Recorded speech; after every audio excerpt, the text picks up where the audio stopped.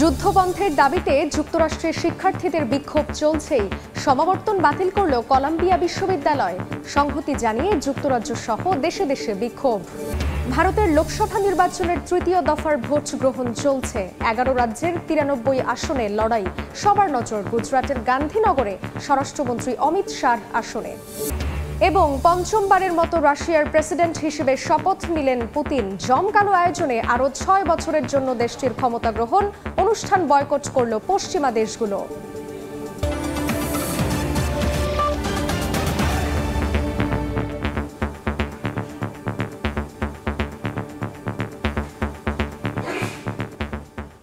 আন্তর্জাতিক সময়ের সঙ্গে আছি আমি জান্নাতুল সাদিয়া। গাজায় যুদ্ধবন্ধের দাবিতে যুক্তরাষ্ট্রের বিশ্ববিদ্যালয়গুলোতে শিক্ষার্থীদের বিক্ষোভ চলছেই। আন্দোলনের মুখে সাউদার্ন বিশ্ববিদ্যালয়ের পর বাতিল করা হয়েছে নিউ ইয়র্কের কলাম্বিয়া বিশ্ববিদ্যালয়ের সমাবর্তন অনুষ্ঠান। অন্যদিকে গাজায় যুদ্ধবন্ধের দাবিতে আন্দোলন চলছে যুক্তরাজ্য, ডেনমার্ক, পোল্যান্ড সহ বিভিন্ন দেশের বিশ্ববিদ্যালয়। গাজায় চলা ইসরায়েলি তাণ্ডবের বিরুদ্ধে গেল কয়েক সপ্তাহ ধরেই যুক্তরাষ্ট্রের বিভিন্ন বিশ্ববিদ্যালয়ে চলছে বিক্ষোভ ছড়িয়ে পড়েছে যুক্তরাষ্ট্রের বিভিন্ন বিশ্ববিদ্যালয় ও কলেজে। এখন পর্যন্ত দেশটির 45টি রাজ্য এবং ওয়াশিংটন ডিসি জুড়ে প্রায় 140টি শিক্ষা প্রতিষ্ঠানে বিক্ষোভ হয়েছে। এর আগে ইউনিভার্সিটি অফ সাউদার্ন ক্যালিফোর্নিয়াতেও স্নাতক সমাপনী অনুষ্ঠান বাতিল হয়েছে। এদিকে রোববার ইউনিভার্সিটি অফ মিশিগানে স্নাতক সমাবর্তন অনুষ্ঠান চলাকালে সমাবর্তন বাতিলের দাবি জানায় ফিলিস্তিনপন্থী শিক্ষার্থীরা। সে সময় উপস্থিত নিরাপত্তারক্ষীরা বিক্ষোভকারীদের অডিটোরিয়াম থেকে বের করে দেয়। অন্যদিকে গাজায় যুদ্ধ বন্ধের দাবিতে যুক্তরাষ্ট্রের বাইরেও বিভিন্ন দেশের শিক্ষার্থীরা আন্দোলন করছে। মার্কিন শিক্ষার্থীদের সঙ্গে সংহতি জানিয়ে বিক্ষোভ করেছে ব্রিটেনের অক্সফোর্ড ও কেমব্রিজ বিশ্ববিদ্যালয়ের শিক্ষার্থীরাও। এছাড়া ডেনমার্ক, স্পেন, পোল্যান্ডের বিশ্ববিদ্যালয়ের শিক্ষার্থীরাও ইসরায়েল বিরোধী বিক্ষোভ করেছে। অন্তরা সেন, সময় সংবাদ। মিশর ও কাতারের প্রস্তাবে গাজায় যুদ্ধবিরতিতে সম্মত হয়েছে ফিলিস্তিনের স্বাধীনতাকামী সংগঠন হামাস। তবে ইসরায়েল রাজি না হওয়ায় যুদ্ধবিরতি নিয়ে দেখা দিয়েছে অনিশ্চয়তা। এদিকে আইসিসি ইসরায়েলকে টার্গেট করলে যুক্তরাষ্ট্রের নিষেধাজ্ঞার কবলে পড়বে বলে হুঁশিয়ারি দিয়েছেন বেশ কয়েকজন মার্কিন সিনেটর। আন্তর্জাতিক অপরাধ আদালতের চিফ প্রসিকিউটরকে চিঠিতে কড়া ভাষায় হুমকি দিয়েছেন তারা। ইসরায়েলি হামলা শুরুর পর থেকেই যুদ্ধবিরতির মধ্যস্থতা চালিয়ে আসছে মিশর ও কাতার। দীর্ঘ আলোচনার পর গাজায় যুদ্ধবিরতিতে সম্মত হয়েছে ফিলিস্তিনের স্বাধীনতাকামী সংগঠন হামাস। এক বিবৃতিতে হামাস জানিয়েছে, সংগঠনটির প্রধান ইসমাইল হানিয়া কাতারের প্রধানমন্ত্রী ও মিশরের গোয়েন্দা প্রধানকে তাদের প্রস্তাব মেনে নেওয়ার বিষয়টি জানিয়েছেন। যুদ্ধবিরতি চুক্তিতে হামাসের রাজি হওয়ার খবরে উল্লাসে রাস্তায় নামেন গাজাবাসী। তবে ইসরায়েলের পক্ষ থেকে এখনো কোনো সাড়া মেলেনি। প্রধানমন্ত্রী বিনিয়ামিন নেতানিয়াহুর কার্যালয় বলেছে, ইসরায়েলের দাবিগুলো থেকে প্রস্তাবটির অবস্থান এখনো অনেক দূরে। যুদ্ধবিরতি ও জিম্মি মুক্তির প্রস্তাবে ইসরায়েলের রাজি হওয়ার দাবিতে বিক্ষোভ হয়েছে তেল আবিবে। এদিকে ইসরায়েলের দোসর যুক্তরাষ্ট্রের বেশ কয়েকজন রিপাবলিকান সিনেটর আইসিসিকে হুমকি দিয়েছেন। আইসিসির চিফ প্রসিকিউটর করিম খানকে লেখা চিঠিতে এ হুঁশিয়ারি উচ্চারণ করেন তারা। বলেছেন, ইসরায়েলকে টার্গেট করলে তারা তাকে টার্গেট করবেন। মূলত গাজা উপত্যকায় যুদ্ধাপরাধ ও সম্ভাব্য গণহত্যার অভিযোগ তদন্ত করে দেখছে আন্তর্জাতিক অপরাধ আদালত আইসিসি। সম্প্রতি আইসিসি গাজায় ইসরায়েলের কর্মকাণ্ডের জন্য প্রধানমন্ত্রী নেতানিয়াহুর বিরুদ্ধে গ্রেফতারি পরোয়ানা জারি করতে পারে বলে বিভিন্ন গণমাধ্যমে খবর প্রকাশিত হয়। সিনেটররা বলছেন, নেতানিয়াহুর বিরুদ্ধে গ্রেফতারি পরোয়ানা জারি করা হলে আইসিসির সব কর্মকর্তা, কর্মচারী এবং করিম খান ও তার পরিবারের বিরুদ্ধে নিষেধাজ্ঞা দেওয়া হবে। তারা যুক্তরাষ্ট্রে প্রবেশ করতে পারবেন না। হাফসাতুন্নেসা, সময় সংবাদ। দু একটি বিচ্ছিন্ন ঘটনা ছাড়া ভারতের লোকসভা নির্বাচনের তৃতীয় পর্বের ভোট গ্রহণ চলছে শান্তিপূর্ণভাবে। প্রধানমন্ত্রী নরেন্দ্র মোদী গুজরাটের আহমেদাবাদের একটি কেন্দ্রে ভোট দিয়েছেন। কেন্দ্রীয় স্বরাষ্ট্রমন্ত্রী অমিত শাহ ছাড়াও 1352 জন প্রার্থীর ভাগ্য নির্ধারণ হবে আজ।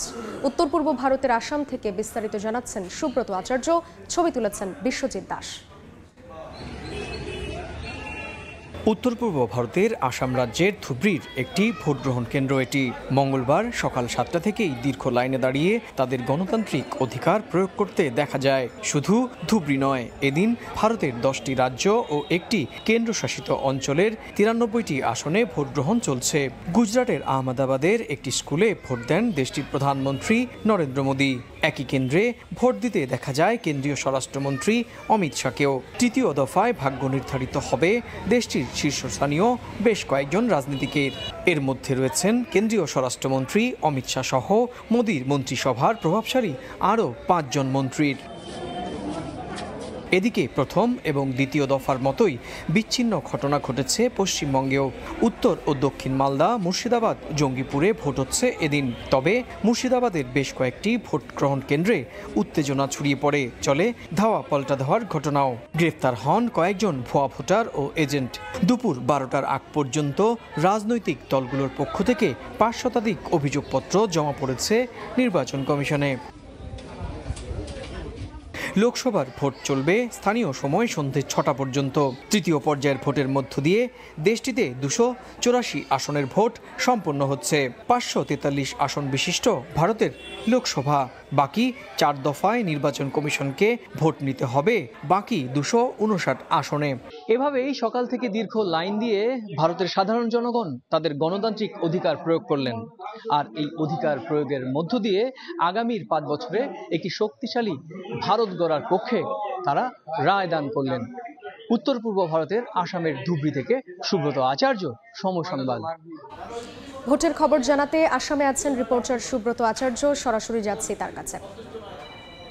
এখনো পর্যন্ত ভোট 8 ঘন্টা হয়ে চলল ভারতের গণতান্ত্রিক অধিকার প্রয়োগের উৎসব। আপনি জানেন যে এই তৃতীয় দফার ভোটে এবার কিন্তু কেন্দ্র এবং রাজ্য মিলিয়ে 11টি প্রশাসনে 11টি রাজ্য এবং 93টি সংসদীয় লোকসভা আসনে ভোট হচ্ছে।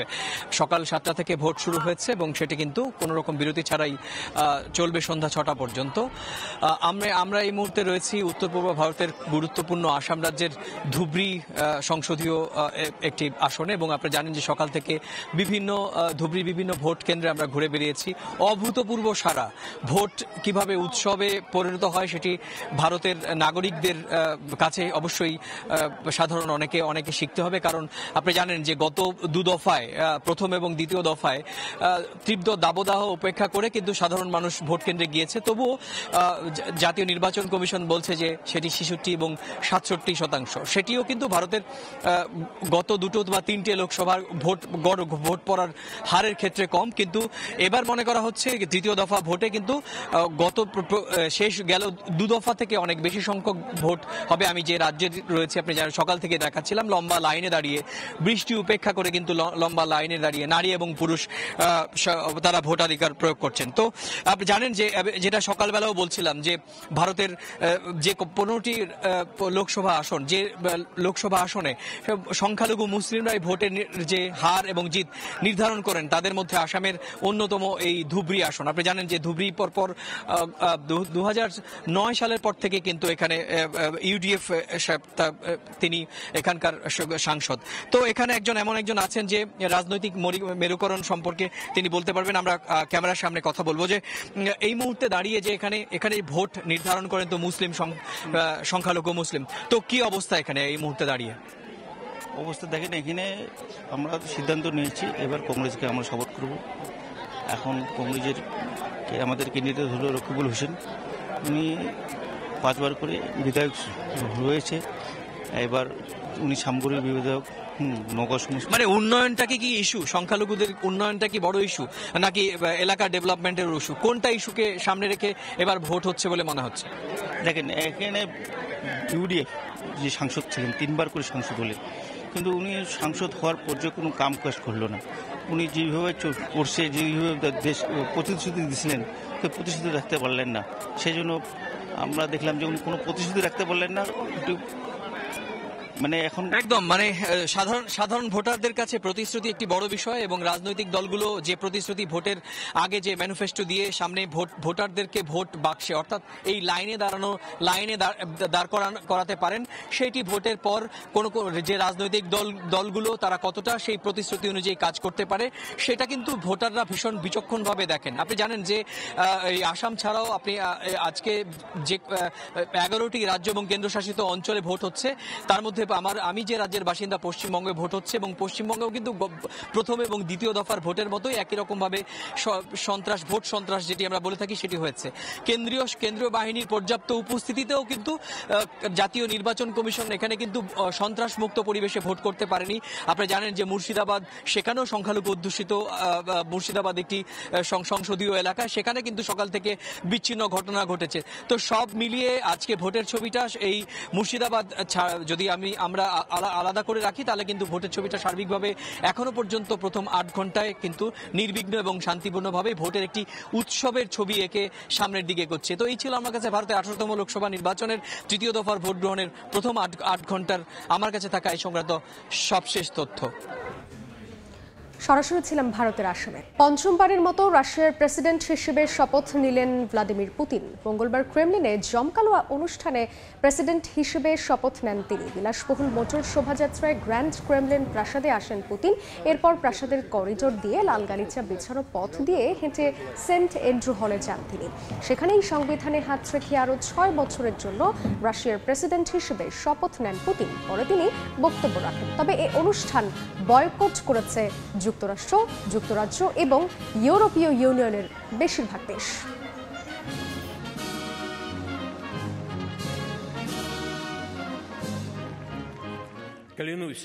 আবারও পাকিস্তানের ক্ষমতায় বসার স্বপ্ন দেখছে ইমরান খানের দল পিটিআই। সুন্নি ইত্তেহাদ কাউন্সিলের করা আবেদনে অন্যান্য দলকে সংরক্ষিত আসন দেওয়ার পেশোয়ার হাইকোর্টের সিদ্ধান্ত স্থগিত করেছেন পাকিস্তানের সুপ্রিম কোর্ট। ফলে পার্লামেন্টের সংরক্ষিত আসন পেতে সুন্নি ইত্তেহাদের কোনো বাধা থাকলো না। সর্বোচ্চ আদালতের রায়কে স্বাগত জানিয়েছে পিটিআই। लोगों ने किसी ने कहा जी वो इमरान खान आप रिजाइन कर दें, मैं रिजाइन कर दूं। 2022 সালের এপ্রিলে বিরোধীদের অনাস্থা প্রস্তাবের মাধ্যমে পিটিআই নেতৃত্বাধীন সরকারের পতন ঘটে। ইমরান খান ক্ষমতাচ্যুত হওয়ার পর তার বিরুদ্ধে শতাধিক মামলা হয়। একের পর এক মামলায় সাজাপ্রাপ্ত হয়ে বর্তমানে কারাগারে আছেন পিটিআই নেতা। তাকে কারাগারে রেখেই গেল ফেব্রুয়ারিতে দেশটিতে অনুষ্ঠিত হয় সাধারণ নির্বাচন। নানা নাটকীয়তার পর জোট হয়ে সরকার গঠন করে পাকিস্তান মুসলিম লীগ নওয়াজ।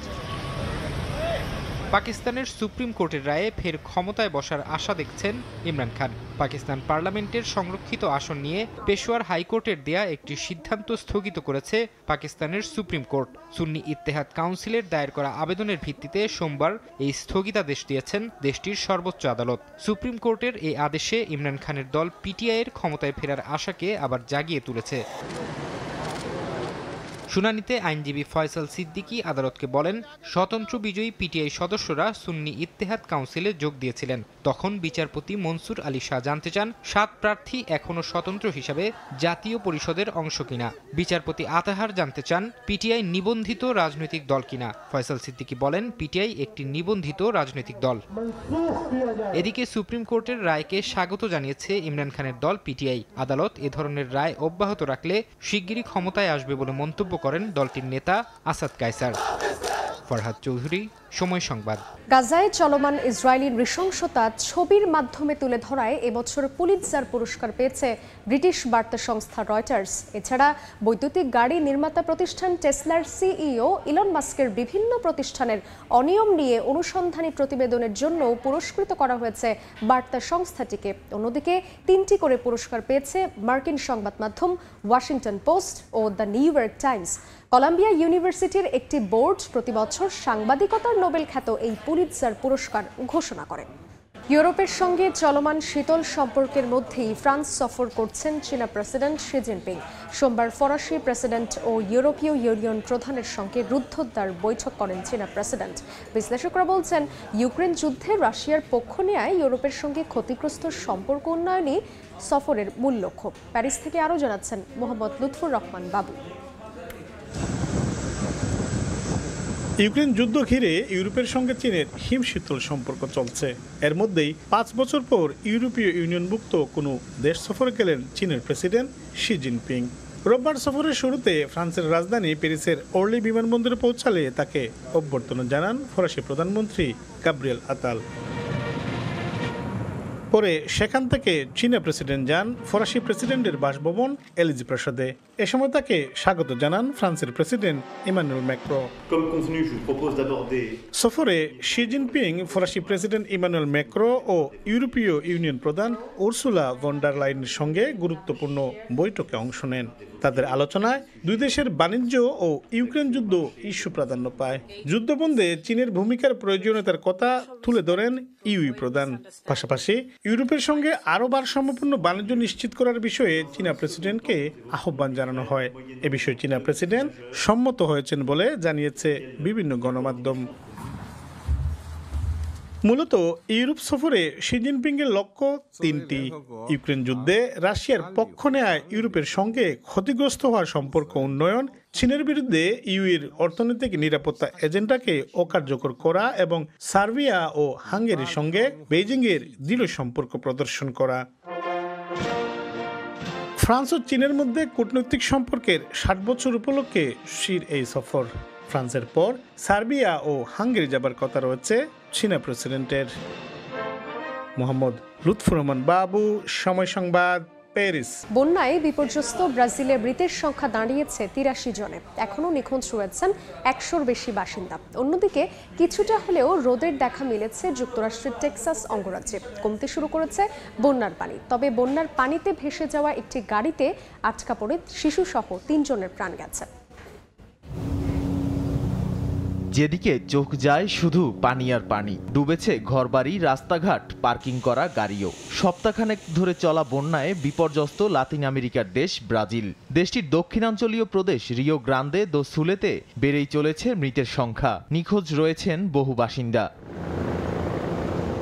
রিও গ্রান্দে দো সুল প্রদেশের কর্মকর্তারা জানান 1,20,000-এর বেশি বাসিন্দা ঘরবাড়ি ছেড়ে যেতে বাধ্য হয়েছেন। দেশটির 345 পৌরসভায় 8 লাখের বেশি মানুষ পানিবন্দী হয়ে পড়েছেন। এর মধ্যে নিখোঁজদের খোঁজে উদ্ধারকর্মীদের পাশাপাশি কাজ করছেন স্থানীয়রাও।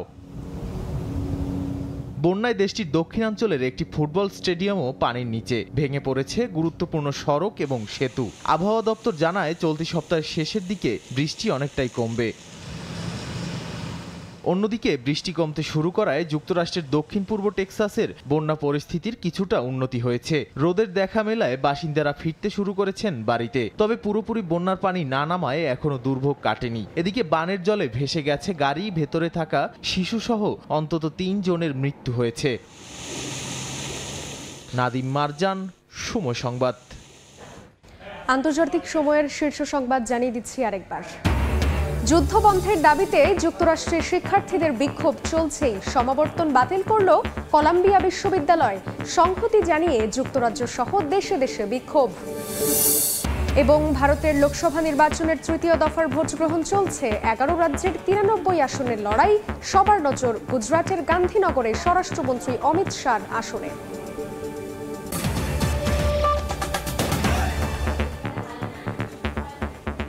এই ছিল আন্তর্জাতিক সময়। এরপর সময় সংবাদের সঙ্গে থাকবেন নাবিলা সোহার। ধন্যবাদ সাদিয়া। সময় সংবাদ নিয়ে ফিরছি কিছুক্ষণ পর, সঙ্গেই থাকুন সময়।